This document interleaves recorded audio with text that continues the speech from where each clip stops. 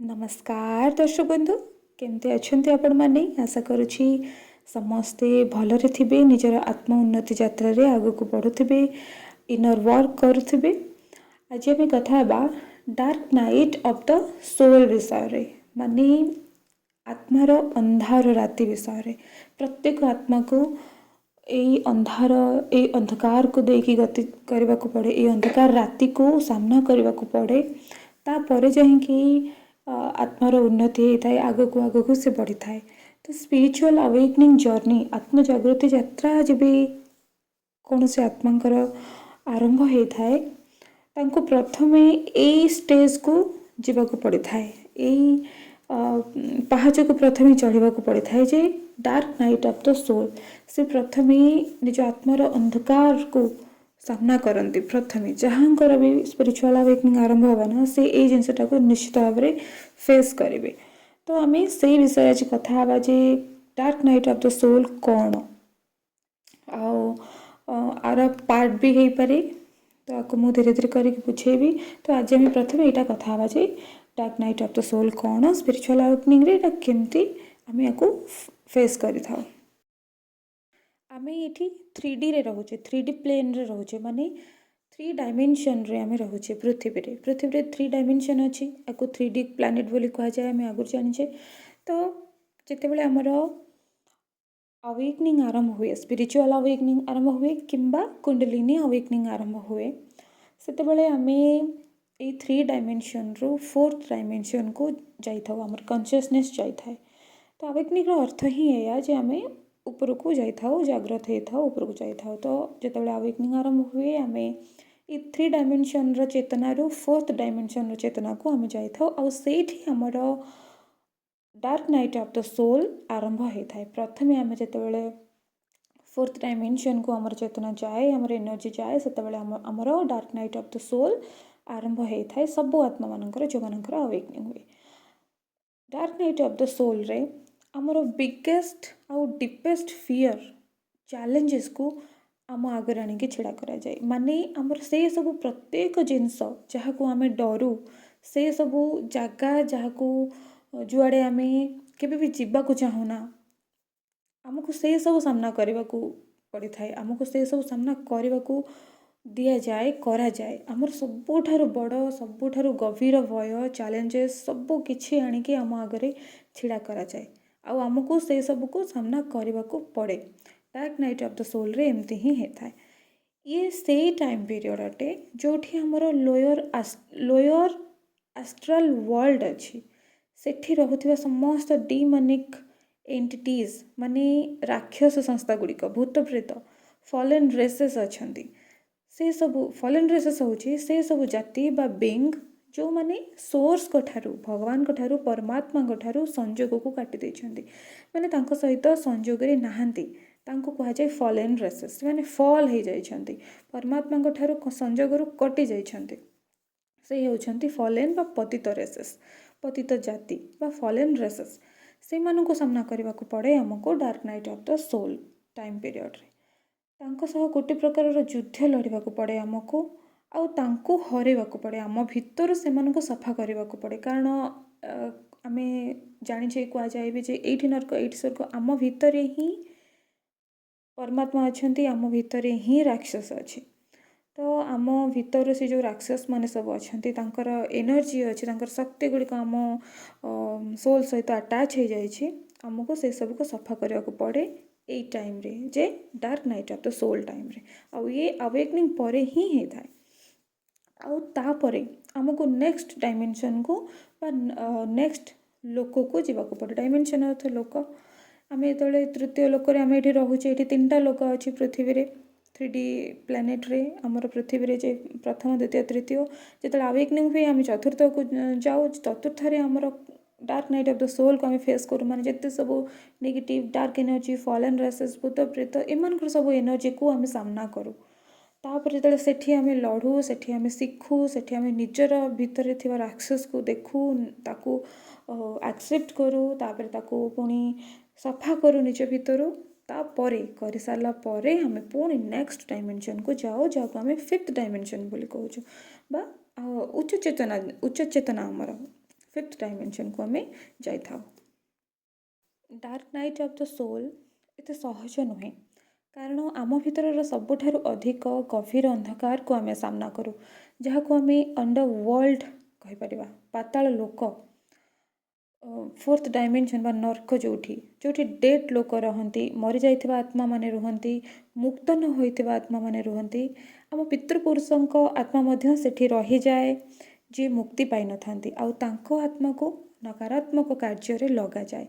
सेथिपाई आमको पितृ बा पैतृक कर्मा सफा करने को हुए, आमको पितृदोष मध्य लगी थाए, कारण जितेबाला आमर अवेकनिंग हुए आमर dark night of the soul निश्चित भाव में हम।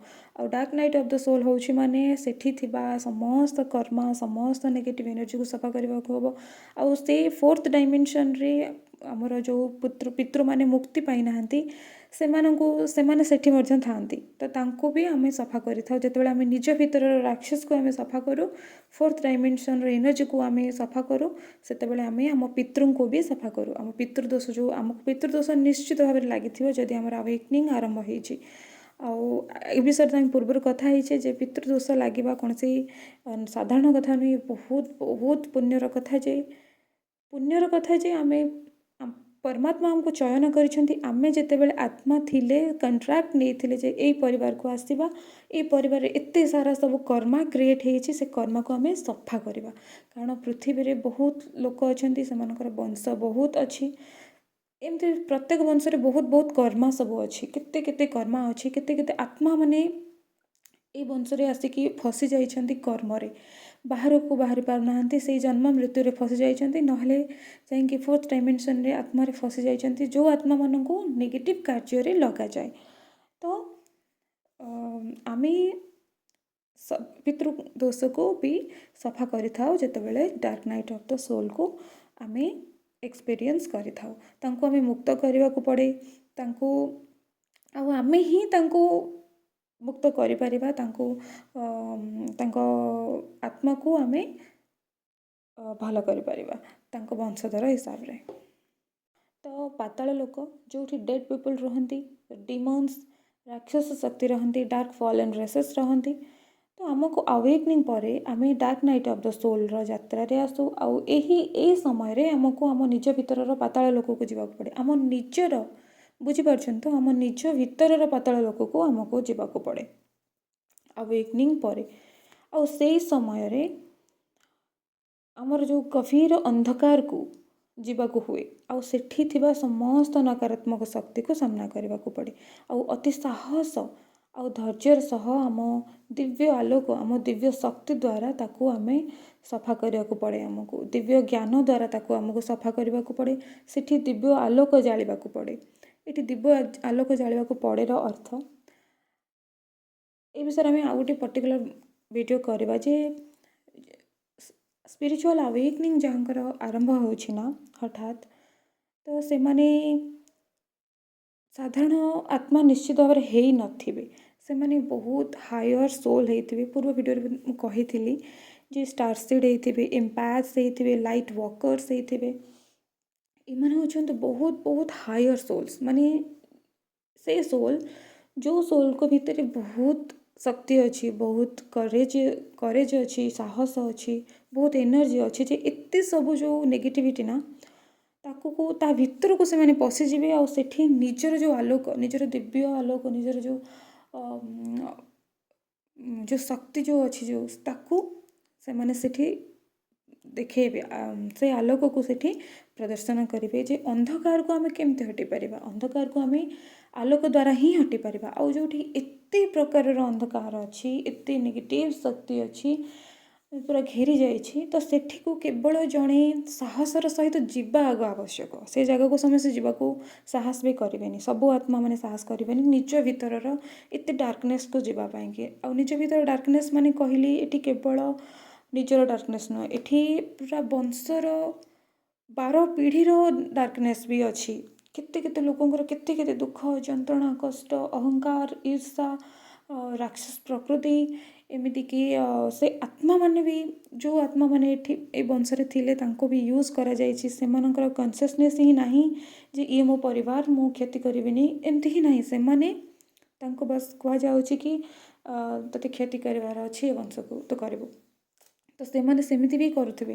ତ ଏତେ ସବୁ ଯେଉଁ ଡାର୍କ ଏନର୍ଜିକୁ ସାମ୍ନା କରିବା, ତାକୁ ସେ ତା ଭିତରକୁ ପଶିବା, ତାକୁ ସାମ୍ନା କରିବା, ତାକୁ ସାହସର ସହିତ ଦେଖିବା, ଅବଜର୍ଭ କରିବା, ତାକୁ ଆକ୍ସେପ୍ଟ କରିବା ଯେ ହଁ ଇଏ ମୋ ଭିତରର ଅନ୍ଧକାର, ଇଏ ମୋ ଭିତରର ନର୍କ। ତ ଆକୁ ଆଗ ଦେଖିବା, ଜାଣିବା, ବୁଝିବା ସାହସରେ ସମସ୍ତଙ୍କର ନଥାଏ। ତ ଯେଉଁ ଆତ୍ମାମାନେ ବହୁତ ହାୟର ହେଇଥାନ୍ତି, ହାୟର ସୋଲ୍ ହେଇଥାନ୍ତି, ଉଚ୍ଚ ଡାଇମେନସନ୍ରୁ ଆସିଥାନ୍ତି, ସେଇମାନେ ଆସି ହିଁ ଥାନ୍ତି ସୋଲ୍ କଣ୍ଟ୍ରାକ୍ଟ ନେଇକି ଯେ ଏଇ ଘରକୁ ଯିବି, ଏଇ ଘରର ଏଇ ପିତୃଦୋଷକୁ ମୁଁ ମୁକ୍ତ କରିବି। ତ ସେମାନେ ଆସନ୍ତି କ'ଣ ପାଇଁ? ଯେ ସେ ଅନ୍ଧକାରକୁ ପଶିପାରିବେ, ସେ କରେଜ ତାଙ୍କ ଭିତରେ ଅଛି, ଆଉ ନିଜର ସେ ଶକ୍ତି ଅଛି, ଯେଉଁ ଦିବ୍ୟ ଶକ୍ତି, ଏତେ ଉଚ୍ଚ ଶକ୍ତି ଯେ ସେ ଅନ୍ଧକାରରେ ସେମାନେ ଆଲୋକ ବି ଜାଳିପାରିବେ। ନିଜର ଯେଉଁ ଦିବ୍ୟ ଆଲୋକକୁ ସେମାନେ ସେଠି ଜାଳି ମଧ୍ୟ ପାରିବେ। Dark night of the soul ପିରିୟଡ଼ରେ ଆମକୁ ନିଜ ଭିତରର ପାତାଳ ଲୋକକୁ ଯିବାକୁ ପଡ଼େ, ଆଉ ସେଠି ଅତି ସାହସର ସହିତ, ଧୈର୍ଯ୍ୟର ସହିତ ଆମ ଦିବ୍ୟ ଆଲୋକ, ଆମ ଦିବ୍ୟ ଶକ୍ତି ଦ୍ୱାରା, ଦିବ୍ୟ ଜ୍ଞାନ ଦ୍ୱାରା ତାକୁ ସଫା କରିବାକୁ ପଡ଼େ, ଆଉ ସେଠି ଦିବ୍ୟ ଆଲୋକ ଜାଳିବାକୁ ପଡ଼େ। ଆମ ଭିତରେ ହିଁ ସ୍ୱର୍ଗ ଅଛି, ଆମ ଭିତରେ ହିଁ ନର୍କ ଅଛି, ଆମ ଭିତରେ ପୁରା ସମ୍ପୂର୍ଣ୍ଣ ବ୍ରହ୍ମାଣ୍ଡ ଅଛି। ତ ଆୱେକନିଂରେ ଆମେ ପ୍ରଥମ ଷ୍ଟେଜ୍ରେ ନିଜ ଭିତରର ପାତାଳକୁ ଯାଇ ନିଜକୁ ସେଠି ଉଦ୍ଧାର କରୁ, ଆଉ ତାପରେ ଉପର ଲୋକକୁ ଯାଉ, ଉପର ଡାଇମେନସନ୍କୁ ଯାଉ, ଆଉ ଚେତନା ଉଚ୍ଚ ଦିବ୍ୟ ସ୍ତରକୁ ଯିବା ପାଇଁ ସକ୍ଷମ ହୁଏ, ଯାହା ଏଇ ନର୍କ ପାଇଁ ସମ୍ଭବ ହେଉନଥିଲା। ଆଉ ଏଇ ଅନ୍ଧକାର ଶକ୍ତି ଆମ ଭିତରେ ଅହଙ୍କାର, ରାଗ, କ୍ରୋଧ, ଈର୍ଷା, ନଷ୍ଟ କରିବାର ଅଭ୍ୟାସ, ନିଶାଗ୍ରସ୍ତ, ଅଭିଶାପ ଦେବା ଇତ୍ୟାଦି ରୂପରେ ରହିଥାଏ। ପୈତୃକ କର୍ମ ରୂପରେ ରହିଥାଏ, ପୈତୃକ ଅଭିଶାପ, ପୈତୃକ ଆଘାତ ରୂପରେ ରହିଥାଏ ଆମ ଭିତରେ। ଚାଇଲ୍ଡହୁଡ୍ ଟ୍ରମା ହେଇକି ରହିଥାଏ ଆମ ଭିତରେ, ଯାହାକୁ ଆମେ ସାମ୍ନା କରୁ ଆଉ ସଫା କରୁ, ହିଲ୍ କରୁ। ଏଠି ଆଉ ଗୋଟେ କଥା କହିବି ଯେ ଏଇ ଯେଉଁ ସବୁ କହିଲି, ଯେଉଁ ଅନ୍ଧକାର ସବୁ, ଯେ ଅହଙ୍କାର, ରାଗ, ଈର୍ଷା, ପୈତୃକ କର୍ମ, ଚାଇଲ୍ଡହୁଡ୍ ଟ୍ରମା, ଇଏ ସବୁ ନା ସମସ୍ତେ ସାମ୍ନା କରନ୍ତିନି। ଯେତେବେଳେ ଆକୁ ଆମେ ଫେସ୍ କରୁ, ସବୁ ଆତ୍ମାମାନଙ୍କୁ ଏସବୁ ଫେସ୍ କରିବାକୁ ପଡ଼େ, ଯେ କର୍ମର ଫଳ ତ ଭୋଗିବାକୁ ପଡ଼େ, ଯେମିତି କହିବାକୁ ଗଲେ ସେମିତି ମାନେ ହୁଏ, ସମସ୍ତଙ୍କୁ ସେସବୁ ଫଳ ଆସେ, ସେ କର୍ମର ଫଳ ସବୁ ଫେସ୍ କରିବାକୁ ପଡ଼େ ସମସ୍ତଙ୍କୁ, କିନ୍ତୁ ସମସ୍ତେ ତାକୁ ଆକ୍ସେପ୍ଟ କରନ୍ତିନି। ଏଇ ଯେଉଁ ବହୁତ ଦବେଇ ଦିଅନ୍ତି, ସପ୍ରେସ୍ କରିଦିଅନ୍ତି, ଇଗ୍ନୋର କରନ୍ତି, ନେଗ୍ଲେକ୍ଟ କରନ୍ତି ନିଜର ଏଇସବୁ ନେଗେଟିଭ୍ ଶକ୍ତିକୁ। ଆମେ ସବୁବେଳେ ପଜିଟିଭରେ ରହିବାକୁ ଚାହୁଁ, ପଜିଟିଭ୍ କଥା କହିବା, ଭଲ କଥା କହିବା, ଭଲ ହେବା, ଲୋକଙ୍କ ଆଗରେ ଭଲ ଦେଖେଇ ହେବା, ଭଲ ରହିବାକୁ ଚେଷ୍ଟା କରିବା। କିନ୍ତୁ ଏସବୁ କରିବାକୁ ବେଶୀ ଧ୍ୟାନ ଦେଉ, କରିବା ଉଚିତ, କିନ୍ତୁ ବେଶୀ କରିବାକୁ ଧ୍ୟାନ ଦେଉ ଏତେ ଯେ ଆମେ ଆମର ଯେଉଁ ନେଗେଟିଭ୍ ସାଇଡ଼୍ ଅଛି ନା, ଆମ ଭିତରେ ଯେଉଁ ଅନ୍ଧକାର ଅଛି, ଆମେ ତାକୁ ଇଗ୍ନୋର କରିଦେଉ, ଆମେ ତାକୁ ସାଇଡ଼୍ କରିଦେଉ, ଆମେ ତାକୁ ଲୁଚେଇ ଦେଉ, ତାକୁ ନିଜ ଭିତରେ ସପ୍ରେସ୍ କରିଦେଉ, ତାକୁ ଜମା ଆକ୍ସେପ୍ଟ ବି କରୁନା ଯେ ଇଏ ମୋ ଭିତରର ନେଗେଟିଭିଟି ବୋଲି। ଜମା ବି ରେଡ଼ି ନଥାଉ ଯେ ହଁ ଏଇଟା ମୋ ଭିତରେ। ଆମେ ଭାବୁ ଯେ ମୁଁ ସବୁବେଳେ ପଜିଟିଭ୍ ହିଁ ରହିବି, ସବୁବେଳେ ଭଲ କଥା କହିବି, ଭଲ ଚିନ୍ତା କରିବି, କିନ୍ତୁ ଏଇଟା ସତ। ଆମେ ପୃଥିବୀରେ ରହୁଛେ, ଏଠି ଡୁଆଲିଟି ଅଛି, ଏଠି ପଜିଟିଭ୍ ଅଛି ତ ନେଗେଟିଭ୍ ବି ଅଛି। ତ ଆମେ କେବଳ ପଜିଟିଭ୍ ଉପରେ ଫୋକସ୍ କଲେ ଆମ ଭିତରେ ନେଗେଟିଭିଟି ସପ୍ରେସ୍ ହେଇଯିବ, ସେ କୁଆଡ଼େ ୱାନ୍ ହେବନି, ସେ ସପ୍ରେସ୍ ହିଁ ହେଇକି ରହିବ। ଆଉ ଏମିତି ହିଁ କରି ଆସିଛନ୍ତି ପୂର୍ବପୁରୁଷମାନେ, ଅନ୍ୟ ଲୋକମାନେ, ଯେଉଁଥିପାଇଁ କି ପୁରା ଦବି ପୁରା ଭୋଲକାନୋ ଭଳିଆ ଫାଟିବ।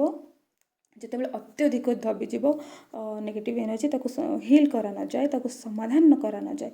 ତ ଯେତେବେଳେ ଆୱେକନିଂ ଯାହାର ହୁଏ, ସେଇ ବଂଶରୁ ଯଦି କୌଣସି ବ୍ୟକ୍ତିର ଆୱେକନିଂ ହୁଏ, କୌଣସି ପିଲାର, ତ ତା ଭିତରେ ଏତେ ମାନେ ଭୋଲକାନୋ ପୁରା ଫାଟିଲା ଭଳିଆ ନେଗେଟିଭ୍ ଏନର୍ଜି ତା ଭିତରୁ ଫାଟିଲା ପରିକା ଆସିଥାଏ ବାହାରକୁ।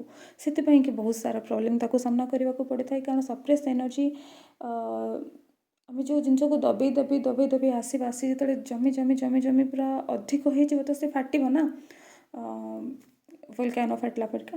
ତ ଏମିତି ହିଁ ହୁଏ। ତ ଆମେ ସପ୍ରେସ୍ କାହିଁକି କରିବା? ଆମେ ଆକ୍ସେପ୍ଟ କରିବା ଯେ ହଁ ଆମର ଏଇ ନେଗେଟିଭ୍ ସାଇଡ଼୍ ଅଛି, ଆଉ ଏଇଟାକୁ ଆମେ କେବେ ବଦଳେଇ ପାରିବାନି। ଆମେ ପୃଥିବୀରେ ରହୁଛେ, 3 ଡାଇମେନସନ୍ରେ ରହୁଛେ, ଅର୍ଥ ଏଠି ଡୁଆଲିଟି ଅଛି, ନେଗେଟିଭ୍ ଅଛି ତ ପଜିଟିଭ୍ ନିଶ୍ଚିତ ଭାବରେ ଥିବ।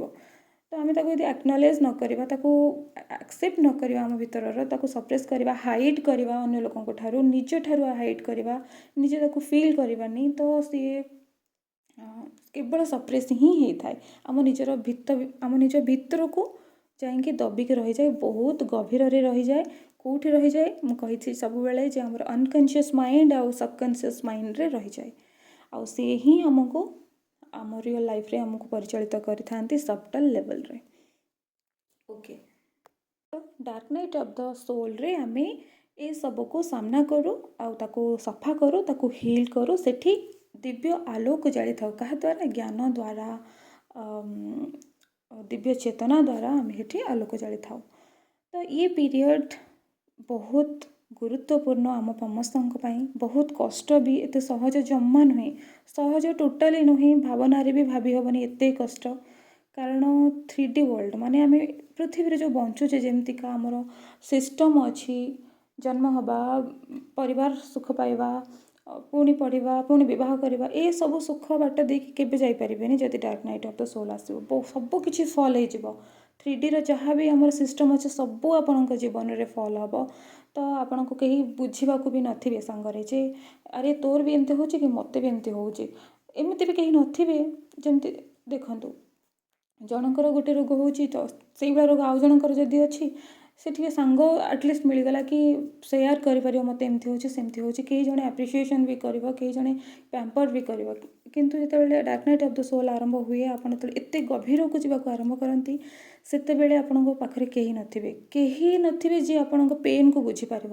ଯାହାକୁ ଆପଣ ସେୟାର କରିବେ କି ଏମିତି ଏମିତି ହେଉଛି ସେ ବୁଝିପାରିବନି ତାକୁ ଶୁଭା ବି ଯିବନି ଏତେ ଅଜବ ପ୍ରକାରର ଆପଣଙ୍କୁ ସାମ୍ନା କରିବାକୁ ପଡ଼ିବ ଡାର୍କ ନାଇଟ୍ ଅଫ୍ ଦ ସୋଲ୍ରେ କାହିଁକି କାରଣ ଆପଣ 3 ଡାଇମେନସନ୍ରୁ ଉପର ଡାଇମେନସନ୍କୁ ଆସିଛନ୍ତି 4th ଡାଇମେନସନ୍ରେ ଅଛନ୍ତି ତ ଏଇଟା ସେଇଭଳିଆ ହେଇଯାଏ ଯେ ଜଣେ ପ୍ରଥମ ପାହାଚରେ ଛିଡ଼ା ହେଇଛି ଆଉ ଆପଣ ଯାଇକି ଛିଡ଼ା ହେଇଛନ୍ତି 10th 10ମ ପାହାଚରେ ତ ଆପଣ ସେଠୁ ଯଦି ଚିଲେଇଲେ ବି ପ୍ରଥମ ପାହାଚ ଲୋକକୁ ଶୁଭା ହିଁ ଯିବନି ଆପଣ କ'ଣ କହୁଛନ୍ତି ସେ ବୁଝି ବି ପାରିବନି କାରଣ ସିଏ ତ ପ୍ରଥମ ପାହାଚରେ ଅଛି ନା ତ ଜିନିଷଟି ସେଇଭଳିଆ ଯେତେବେଳେ ଆପଣ 4th ଡାଇମେନସନ୍କୁ ଯାଆନ୍ତି ସେ ଚେତନାକୁ ଯାଆନ୍ତି ସାମ୍ନା ଲୋକ ବୁଝିପାରନ୍ତିନି ଏଥିରେ ତାଙ୍କର ବି ଦୋଷ ନାହିଁ କାରଣ ସେମାନେ ସେ ଜାଗାରେ ନାହାନ୍ତି ତ ଏମିତି ହୁଏ ଯେ କେହି ବି ମିଳିବେନି ଯେ ଆପଣ କାହାକୁ ସେୟାର କରିବେ କାହାକୁ ଆପଣ ନିଜର ଦୁଃଖ ଶୁଣେଇବେ ତ ଏସବୁ ବି ହେଇପାରେ ନା ତ dark night of the soul is not easy ବହୁତ ବହୁତ କଷ୍ଟକୁ ସାମ୍ନା କରିବାକୁ ପଡ଼େ ଆପଣ ଭାବି ବି ପାରିବେନି ଏତେ ସବୁ କଷ୍ଟକୁ ସାମ୍ନା କରିବାକୁ ପଡ଼େ ଆଉ ଭାବି ବି ପାରିବେନି ସେଥିରୁ ଆପଣ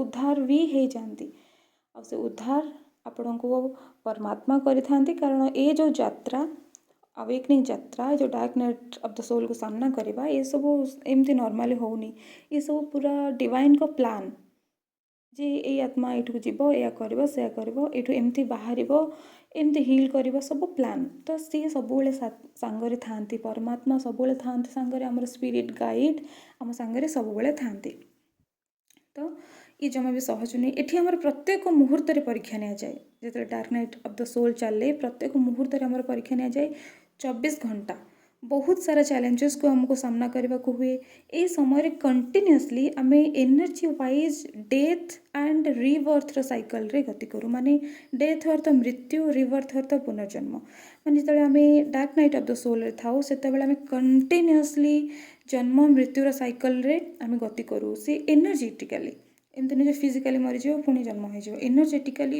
ବହୁତ କିଛି ଆମର ଡେଥ୍ ହୁଏ ବହୁତ କିଛି ଆମର ରିବର୍ଥ ହୁଏ ଆମ ବଡ଼ିର ବିଭିନ୍ନ ପ୍ରକାର ସେଲ୍ସ ପୁରୁଣା ସେଲ୍ ସବୁ ଡେଥ୍ ହୁଏ ଯେଉଁ ସେଲ୍ ସବୁ ନେଗେଟିଭିଟି ଦ୍ୱାରା ବିଲ୍ଟ ହେଇଥିଲା ଆମ ବଡ଼ିର ସେଲ୍ସ ମସଲ୍ସ ତା ଭିତରେ ସବୁ ଯେଉଁ ଜୀବନ୍ତ ଜୀବାଣୁ ଅଛନ୍ତି ସବୁ ବହୁତ ସାରା ସିଷ୍ଟମ୍ ଆମର DNA ସବୁ ଡେଥ୍ ହୁଏ ପୁଣି ରିବର୍ଥ ହୁଏ ଏସବୁ ଏନର୍ଜେଟିକାଲି ଇଣ୍ଟରନାଲି ବହୁତ ସାରା ହେଇଥାଏ ବହୁତ ସାରା ପରିବର୍ତ୍ତନ ହେଇଥାଏ ସେଇଥିପାଇଁ କହନ୍ତି ଆୱେକନିଂ ପରେ ଫେସ୍ ଚେଞ୍ଜ ହେଇଯାଏ ମାନେ ମୁହଁର ଗଠନ ଯେମିତି ଆଗରୁ ପୂର୍ବରୁ ଥିଲା ମୁହଁ ଚେଞ୍ଜ ହେଇଯିବ ଶରୀରର ଗଠନ ଚେଞ୍ଜ ହେଇଯାଏ ଆଉ ଚିନ୍ତାଧାରା ଚେତନା ସବୁ ଚେଞ୍ଜ ହେଇଯାଏ ସମସ୍ତେ ପ୍ରାୟ କହିବାକୁ ଲାଗନ୍ତି ଆପଣଙ୍କର ପୁରୁଣା ବନ୍ଧୁ ପୁରୁଣା ସମସ୍ତେ ଯିଏ ଆପଣ ଚିହ୍ନିଥିଲେ ସେମାନେ କହିବାକୁ ଲାଗିବେ କି ତୁ ବହୁତ ବଦଳି ଯାଇଛୁ ତୁ ଆଗ ପରିକା ଦେଖାଯାଉନୁ ଆଗ ପରିକା ନାହୁଁ ଆଉ ଏଇଟା ସତ ପ୍ରକୃତରେ ବହୁତ ସାରା ପରିବର୍ତ୍ତନ ଆସେ ବହୁତ ସାରା ନୂଆ କିଛି ସୃଷ୍ଟି ହୁଏ ପୁରୁଣା କିଛି ମରିଯାଏ ଏମିତିକି ଭଏସ୍ ବି ଚେଞ୍ଜ ହେଇଯାଏ ନିଜର ଯେଉଁ କଣ୍ଠ ସ୍ୱର ଅଛି ସେସବୁ ବି ବଦଳି ଯାଇଥାଏ ଆୱେକନିଂ ପରେ dark night of the soul ପରେ आम भितर बहुत किसी नुआ सृष्टि होता है, बहुत किसी पुराणा नष्ट होता है, मरी थाए। तो आमको कंटिन्यूअसली मरवाक हुए, पुणी नुआ पुनर्जन्म हुए। आमर एनर्जी वाइज बहुत किसी ए समय आमर जीवन में शेष होता है।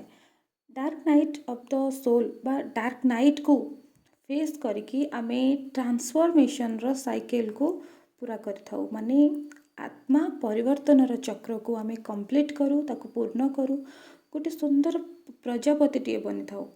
जेमती आपण जानिथिबे प्रजापति केमती हे, सी प्रजापतिर सृष्टि केमती हुए। गोटे कैटरपिलर, गोटे संबालुआ प्रथमे धीरे धीरे धीरे धीरे सब गछपत्र तार खाइकी धीरे धीरे रहीकि गोटे छोटिया जगार एमती पूरा ओहलिकी गोटे खोला भितर ही से रही थिबो। आउ माने दुनिया देखिबार नाही, लाइट देखिबार नाही, गोटे खोला भितर से पशिथिबो। तो सेटा को तार से पीरियड को dark night of the soul कहा जाए। जेतेबेले गोटे प्रजापति सुंदर पंख कलर नेकी उड़ीबा टाइप रो पक्षी पक्षी प्रजापति टी इनसेक्ट हवा पूर्वर से निजे गोटे संभालुआटे थाए। आउ से जेतेबेले किछि दिन धरिकी गोटे छोट खोल भितर गोटे डालरे एमती ओहलिकी रही थाए तलू पूरा सरू एनर्जी रे। तो सेतेबेले तार सेटा dark night of the soul से निजको निज भितर जो संबालार रूप को ताको परित्याग करे, ता सहित लड़े, ताको परित्याग करिकी तापरे निजर से पंख को निजर कलर को सब डेभलप करे। आउ तापरे शेषरे से कौन हुए, गोटे प्रजापति टे परी हेई बाहर से खोल भितर जो खोल से बंदी होकर रही निजको निज चिन्हुला, निजर संबाला रूपरू निजर प्रजापति रूप पर्यंत आसला, सेटा तार dark night of the soul कहा जाए। तो केमती संबालवा धीरे धीरे निजर संबालवा रूपरू सुंदर प्रजापति टी हुए। तो सेमती आमे भी जिते आम dark night of the soul आसे समय, आम से समय बहुत क्वारंटाइन रहिला परी रही जाऊ। आउ से समय आम निजको चिन्हू, निज भीतर अंधकार को सामना करूँ, निज भीतर आलोक को जाली थाऊ। आम निज भीतर जो आलोक, निजर जो शक्ति अच्छी, परमात्मा जो शक्ति आम भीतर अच्छे, ताको आम जागृत करूँ। आमे भी सेमती तापरे गोटे सुंदर प्रजापति टी हेई आमे बाहरी थाऊ। गोटे सुंदर प्रजापति रे आमे परिणत होता बहुत किछि कष्ट को सामना करिकी। तो आमको मेटामॉर्फोसिस फेज रे पहुँचवा पाई एई समय रे बहुत किछि आम जीवन रे शेष हुए। आउ आमर पुनर्जन्म मध्य हुए। आमे आमर पुराना सेल्फ को शेष करूँ, आउ निजे निजर नुआ पुनर्जन्म करूँ। आमर पुराना संपर्क, पुराना भर्सन माने पुराना स्वरूप, पुराना मानसिकता, पुराना चेतना, पुराना स्ट्रक्चर सबू इत्यादि जहाँ आमर हायर सेल्फ को आमे आम दिव्य उच्च स्वरूप को सेवा करे ना, उच्च स्वरूप पई सठिक नुहे, माया अटे, ताको आमे शेष करूँ। तार एंड हुए, आउ एक नुआ पुनर्जन्म हुए, एक नुआ स्वरूप, उच्च स्वरूप, दिव्य स्वरूप आमर सृष्टि हुए। तो यही होची dark night of the soul period energy. आम जान dark night of the soul रे हमर कौन हुए। आफ्टर अवेकनिंग आम dark night of the soul को जाओ, से आम फेस करो अंधकार को, निज भीतर अंधकार को जहाँ बहुत गभीर रे अच्छी, समस्ते जापारती, आमको जावाक पड़े, आमको बाध्य जावाक, आम जाऊ ही सी आसिक आम सामने ही छिड़ा हुए, आमको ता भितर पूरे ही दि जाए। से अंधकार भितर आम देखू निजर अंधकार को, तापर आम से आम बाहरी थाऊ आलोक रखिकी, आलोक देखिकी। तो यहाँ थिला dark night of the soul. आमे आहुरी परे पूरा डीपली आहुरी आलोचना करवा जे कौन कौन सब को फेज आमे फेस करूँ, बहुत डीप लेवल रे सब आलोचना करा। कौन आमे आमको कौन फील हुए, आमे कौन कौन सब करूँ, केमती केमती समस्या सामना को आसे, सब आमे परे अन्य वीडियो रे आमे आलोचना सब करवा गोटी गोटी करके पार्ट ही पारे। तो एबे मो वीडियो को ये रखुछि। ओके दर्शक बंधु, आशा करुँची समस्त को ए वीडियो ए इनफॉरमेशन बहुत पसंद आसथिव, बहुत भल लगी, किसी ना किसी साहाय्य निश्चित भाव में करिथिबो। आउ जदि भल लगी मते निश्चित भाव में जनइबे, मते बहुत खुशी लागिबो। एबे रहुछि sending you lots of unconditional love, light and happiness.